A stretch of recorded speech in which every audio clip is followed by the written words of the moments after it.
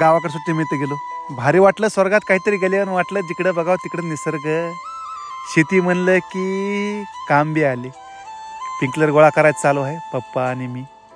आता गडी नसल्यामुळे हे सगळं जिम्मेदारी पप्पावर आणि मम्मीवर येऊन पडली. माझ्या वडिलाचं वय वर्ष 80 वर्ष. सार्वजनिक कामासाठी सरकारी नोकरी सोडलेली. कुठं चुकीचं दिसलं तर कधीच म्हणणार आपल्याला काय करायचं असं नाही.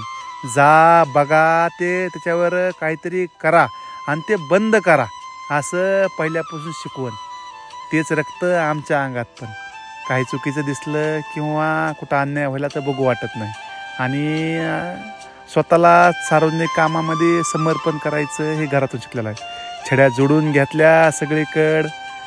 कारण की आता कोरडवाहू जमिनी आहेत त्यामुळं पाणी सारखं द्यावं लागत आहे. पाणी चालू केलं पण दुसऱ्या जमिनीमध्ये मस्तपैकी उगं निसर्ग असा फुलून गेलेला आहे सध्या आणि भारी वाटतंय. सगळ्यात माझं आवडीचं ठिकाण म्हणजे गार्डन. आता तिकडलं पाणी देणं गरजेचं आहे कारण की झाडं सुकतात. मोटर गेलो लावली मस्त. उगं लावून जमत नाही नुसते पैप फिरवले म्हणजे काम नाही ठिबकचे. आता प्रत्येक झाडापाशी जाऊन बघायचं त्याच्यापाशी पाणी पोहोचायलं का नाही. कारण की त्यांच्या पायपायमध्ये असे किडे चिखल वगैरे असतात त्यामुळे तिथं पाणी पोहोचत नाही. झाडं कमी जास्त बघितलं तर 1001 झाडं आहेत आणि प्रत्येक झाडापाशी जाऊन बघायचे म्हणजेच अर्धा 1 घंटा जाते. मी आठवड्यात 1 वेळेस पाणी द्यायचो सिसाळ्याला असताना. आता आठवड्याला किंवा 2 आठवड्याला गावाकडे जाणार आणि बघणार. नाही तर मम्मी पप्पा बघत येतच पण समाधान भेटतंय.